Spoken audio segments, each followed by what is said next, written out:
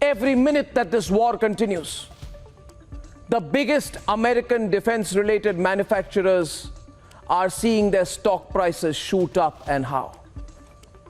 The Americans are going to make billions. Maybe trillions will be made out eventually out of this war. And most of that money will come to the United States of America, ladies and gentlemen. If you don't believe me, just look at the share prices on the American stock exchanges, ladies and gentlemen, of American companies like Lockheed Martin, like General Dynamics, so many others. And you will see how the market valuation of these companies is going through the roof as Ukrainians die. As hundreds of Ukrainians die, they make lots of money, billions, the Americans. Europe prepares to spend hundreds of billions in increased defense expenditure. And most of the money, I repeat, almost all of that money will be made by the United States of America. So yes, ladies and gentlemen, the USA will make a lot of money. The same country that is pushing the Ukrainians, encouraging the Ukrainians into a prolonged conflict. Yes, the Americans are only interested in money. They made a lot of money when they entered the last World War. When did the Americans become super rich? They became super rich, their companies became super rich during and after the last World Wars. But as they became super rich, they also dropped a bomb at Hiroshima and Nagasaki. Don't believe the American hypocrisy anymore. The Americans are loving this war. They love this war. And it is time this US war bonanza is exposed, ladies and gentlemen. Let's debate. Okay, we have Professor Mark Merowitz of the State University of New York from New York, Andrew K.P. Leung, China strategist from Hong Kong, General G.D. Bakshi, India's leading defense expert from New Delhi. And my first question is to Yevgeny Popov, Russian member of parliament and also a senior journalist.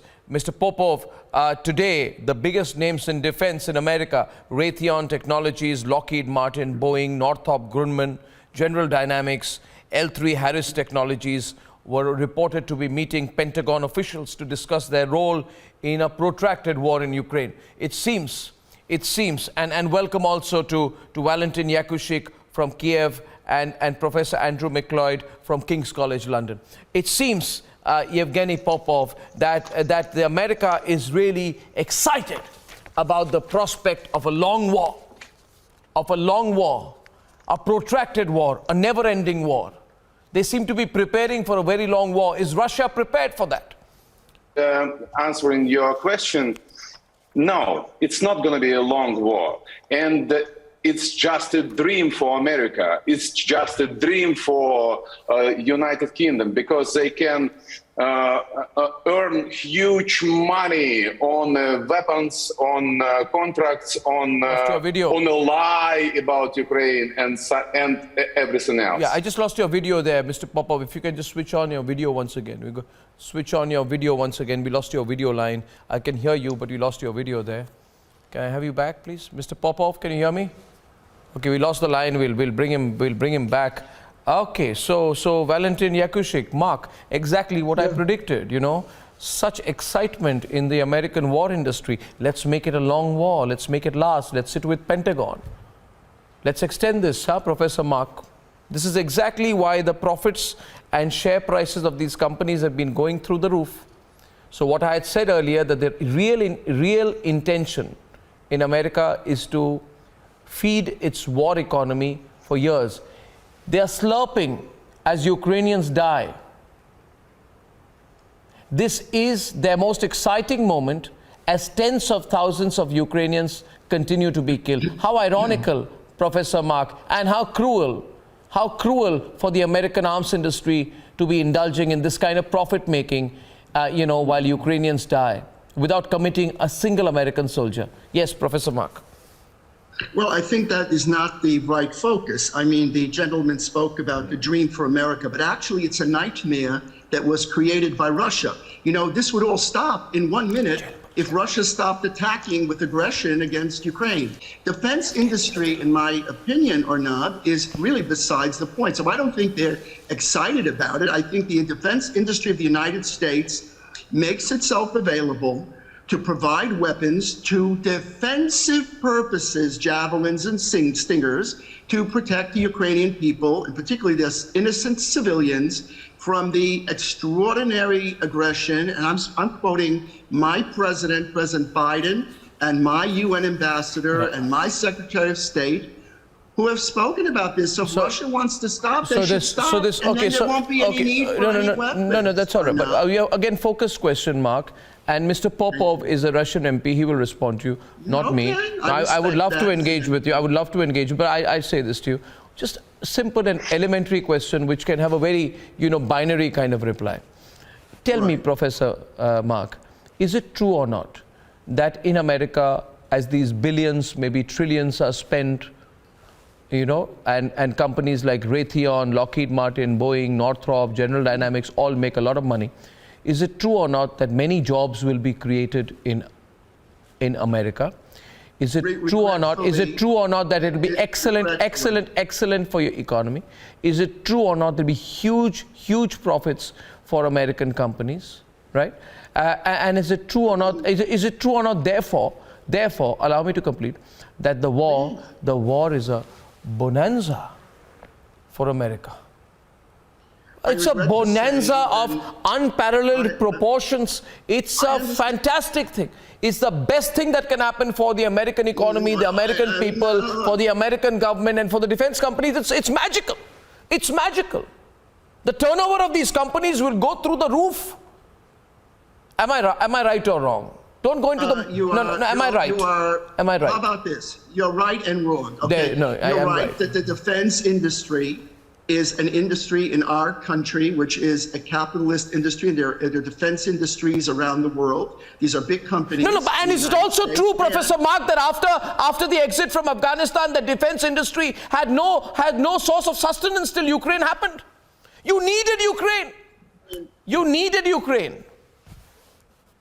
It's an absurd argument, and here is the point why I say that. Because if there were no attack by Russia, if there were no aggression by Russia, then there wouldn't be any need for all these countries, not just the United States, by the way. Popov. It's other countries too. Czech Republic is providing weapons. Shall we open this? Finland, many other countries are uniting to save Ukraine from unabashed, bold aggression that we have not seen in the world since World War II. So honestly, yes. Shall we open it up from London? What do you think? These are companies, Professor McLeod.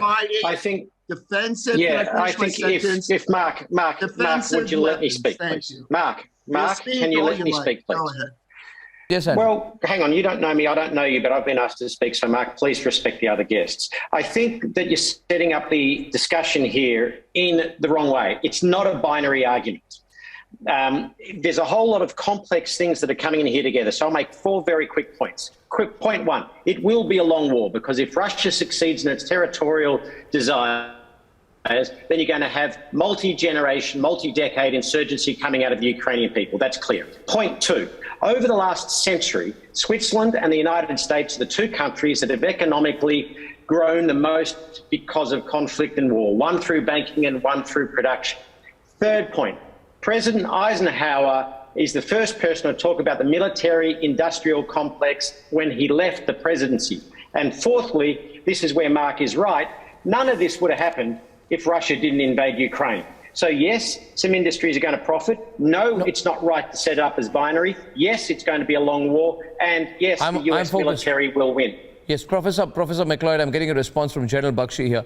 I'm focused on the money part of it, and my only simple proposition is, and I'm not putting any value judgment, is that when Germany puts in $100 billion injection in defense and they want to get F-35s, who do they buy it from? They buy it from the Americans. So all the billions, hundreds of billions. Raytheon says Europe is big. Raytheon says we're so excited. And what does Raytheon do? They're a missile manufacturer. They're excited. They have been uncontainable in their excitement. At the behest of American companies. General Bakshi, no, I made my point. General Bakshi, my point is on money making. General Bakshi.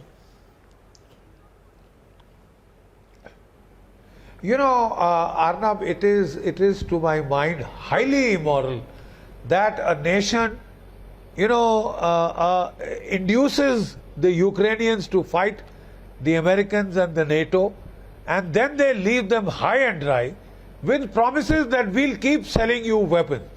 You can fight till the last Ukrainian standing, till the last building in Ukraine is standing. You keep fighting, we'll cheer you on. We'll give Zelensky a global platform to exhibit his authorial skills. And at what cost? At the cost of the Ukrainian people. It is this that I feel terrible about. They have led the Ukrainians to face the music. The Ukrainian 40 cities have been reduced to rubble. And you know, you blame it very conveniently on Russia. May I invite you to read what the very respected Professor John Mearsheimer has said, who started this war. It is the Americans who pushed the Russians into a fight, who kept pushing NATO to the borders of Russia. The point, what the Americans are saying, and what Professor McLeod from London said, they're saying we don't want to spend the money. Yes, we will make money, but you stop the war, then nothing is going to be spent on the money. They're saying the rest of the world, Russia, China, others need to do more to stop the war.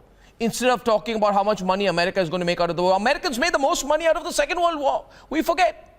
The Americans have great dexterity in making money out of wars. Everyone knows about it. But they say, let Putin stop the provocation. There will be no war. Andrew. Yeah, well, look. I think first of all, sorry. Yes, Andrew. Which Andrew? From Hong Kong. No, Andrew KP Leung. Sorry, Andrew Leung. Thanks. Okay, all right. Thank you. Well, I think that first of all, of course, the United States want to drag down Russia and trying to eventually even destroy Russia and also President Putin. Because this has been going on a long time now. I mean, it's over nearly 2 months of the war. So, but on the other hand, there is no way that President Putin would back down. I don't think that it's also neither in the interest of Russia or the United States to have a long war. In the case of Russia, obviously, they don't want it to drag on indefinitely. They've lost a lot of soldiers, a lot of equipment. So by concentrating their forces in the Donbass area, they want to achieve a quicker victory. As far as the United States is concerned, dragging it out is not going to, it's no solution, because there is a huge inflation caused by this war in the United States. And the Fed has got to increase interest rates already, which is bad for the economy. So I don't think that it is in America's interest to have a long war. But there is no doubt that by supplying weapons to Ukraine, the United States want to drag down Russia. I disagree with you, Andrew. I want to check out how Valentin thinks, because he's from Kiev and he's Professor Valentin Yakushik. I think it is in America's interest to have a long war. I disagree with Andrew KP Leung. I think it is in Ukrainians' interest to end the war.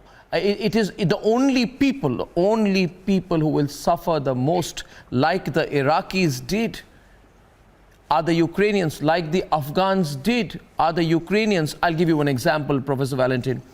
What happened in the Second Gulf War? What happened in the Second Gulf War? No. Just 1 minute. ExxonMobil, Chevron, Halliburton, all went to Iraq. All the oil, it went to America. 80% was exported. Almost 30% of people in Iraq had no energy and were in absolute poverty. So the question is, America will extend the war at your cost. Professor Yakushik. Yeah. But America is different. In Iraq and Afghanistan, a lot of American budget, military budget, was plundered by some corrupt businessmen. Biggest companies. There's so much corruption in Ukraine. Corruption has been one of Ukraine's biggest problems. I meant, what happened before. As to Ukraine, first of all, in Putin's team who dragged him into this trap, there are probably tacit agents of transnational military industrial complex and haters of East Slavic civilization. So they did all possible to destroy the unity of Ukrainian people and Russian people, and also to let American and other industrial complex institutions to earn a lot of money in this war. My worry is, and I want to get Mr. Popov on this limited time, the Americans will help in the destruction of Ukraine, and then the American companies will say, let's make the arms to destroy Ukraine, then let us bring in our contractors to rebuild Ukraine. It's a reality. When they left Afghanistan, the Afghans were holding on to the wheels of their transport aircraft. They fell from the sky. That image is frightening, and Ukrainians should look at it today. I want Mr. Yevgeny Popov to respond to you, please. Mr. Popov, the other flip side is there's going to be a lot of money, technology, funding behind the arms. So Russians will also hurt if the arms are used against you. Of course, the sanctions is pretty hard, but we're not going to feel it hardly as Iran or some other countries, because we are independent and sovereign country which is going to live and use our own technologies. We have everything. We're a space country, we have satellites, we have computers, telephones, cars, aircrafts and everything, which is gonna be good soon, I hope. It's a huge hypocrisy to say that we started this war. It's a hypocrisy, completely. This war is continuing for 8 years, and Americans and Ukrainian army have killed already 14,000 people in Donbass, in Donetsk, in Lugansk. I've seen it by my own eyes. I've been in Donbass for a lot of times, and I've seen shelling from Ukrainian side to civilians. And we are not going to start this war. We are going to finish this war.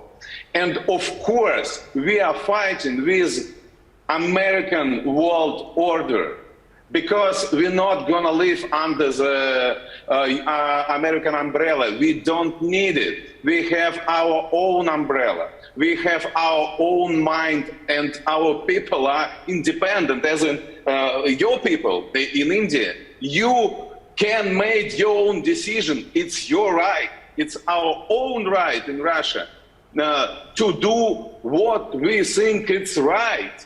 And of course, one battle is with Nazi in Ukraine. The second battle is with American order, American world order, and we're gonna win, because we already use our currency with you.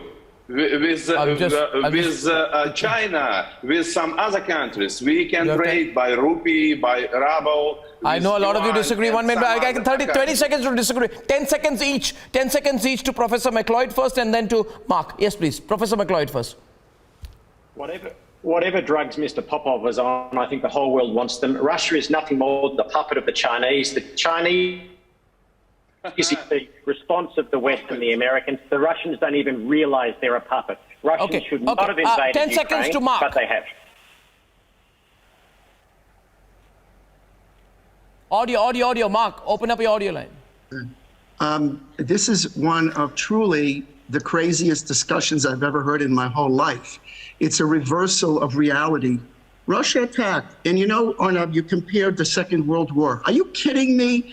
What do you expect the United States to have done in World War II? Sit down and wait and let Britain be destroyed and the rest of the world be destroyed by the Nazis? No.